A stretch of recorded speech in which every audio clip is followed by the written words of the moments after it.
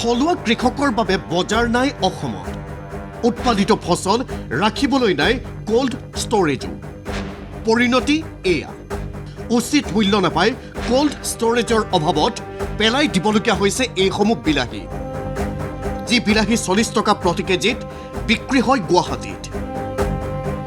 বিপৰীতে উৎপাদিত বিলাহীৰ উচিত মূল্য নাপায় গৰু ছাগলীক খাবলৈ দিয়াৰ উপৰিও পেলাই দিবলগীয়া হৈছে এনেদৰে এই দৃশ্য ৰাজ্যৰ প্ৰাক্তন কৃষি মন্ত্ৰী তথা বৰ্তমানৰ মন্ত্ৰী অতুল বৰাৰ গৃহ জিলা গোলাঘাটৰ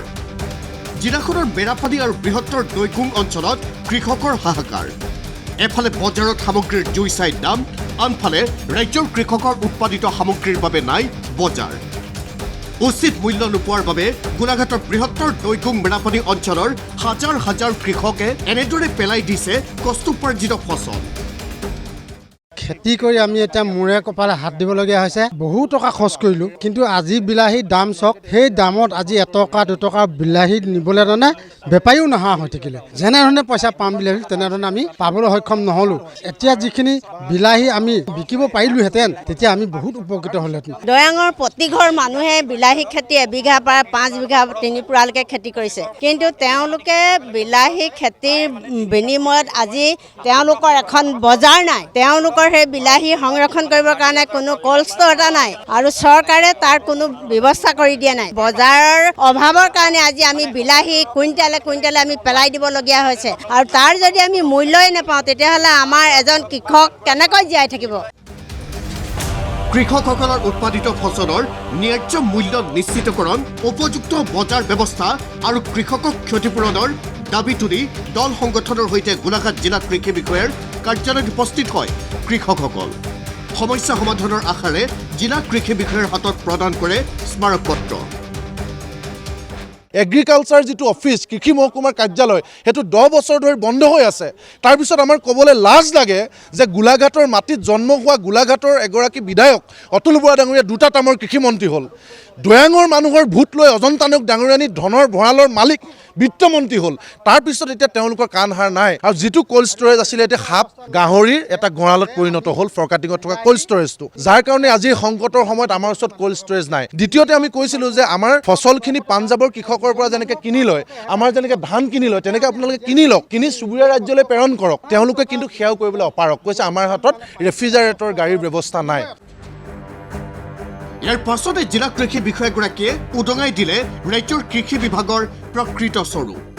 পাচলিৰ ক্ষেত্ৰত সুশৃংখলিত বজাৰ নাই বিভাগৰ MSP নিৰ্ধাৰিত নোহোৱাৰ বাবে পোৱা নাই উচিত দাম কোল্ড ষ্টৰেজৰ অভাৱৰ বাবে গেলি পচি যায় পাচলি আমাৰ যেহেতু এখন পাচলিৰ ক্ষেত্ৰত সুশৃংখলিত এখন বজাৰ নাই বিভাগৰ তৰফৰ পৰা গতিকে ব্যক্তিগতভাৱে যিখিনি বজাৰ দখল কৰে সেইমতে তেওঁলোকে চলি থাকে যেহেতু MSP আমাৰ নিৰ্ধাৰিত হৈ থকা নাই সেইকাৰণে তেখেতসকলে এটা নিৰ্দিষ্ট দাম পাব পৰা নাই আৰু যেহেতু পেৰিছেবল কমোডিটি সেইখিনি একে সময়তে উৎপাদন হোৱাৰ কাৰণে গেলি পচি পেলাই লোকচানৰ সন্মুখীন হৈছে গতিকে এইবছৰ বতৰেও সম্পূৰ্ণ তেখেতসকলক সহায় কৰা নাই জিলাখনত এতিয়ালৈকে মিনিমাম কোল্ড ষ্টৰেজ আছে মাত্ৰ বোকাখাটত কম কেপাচিটি 50 টন কেপাচিটিৰ 6টামান আছে নেকি এই গোটেইখিনি কথা মই ঊৰ্ধ্বতম কৰ্তৃপক্ষক মই জনাম তাৰপিছত তেখেতসকলৰ নিৰ্দেশনা মতে মই কৃষকসকলৰ স্বাৰ্থত কাম কৰিবলৈ আগবাঢ়ি যাম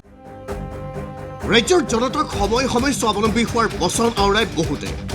অসমীয়া খেতিপথাৰত কাম কৰিবলৈ বিভিন্নজনে দিয়ে দিহা পৰামৰ্শ কিন্তু সেইখন ৰাজ্যৰ কৃষকৰ কষ্টোপাৰ্জিত ফসল পেলাই দিবলগীয়া হয় এইদৰে বহু ৰাজ্যৰ কৃষকৰ উৎপাদিত পাচলিয়ে বজাৰ দখল কৰাৰ সময়ত ৰাজ্যৰ কৃষকৰ সামগ্ৰী পেলাবলগীয়া হয় নলাত যি বিলাহীৰ দাম চহৰৰ বজাৰত 40 টকা ৰাজ্যৰ কৃষকে উৎপাদন কৰা সেই বিলাহী সময়ত আনকি গৰুৱেও নেখায়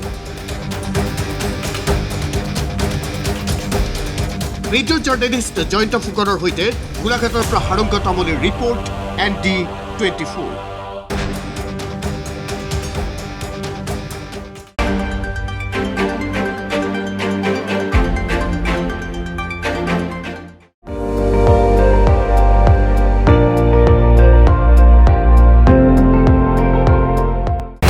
আপুনি চাই আছে ND24 সৰ্বশ্ৰেষ্ঠ নহয় সৰ্বোত্তমৰ দৌৰ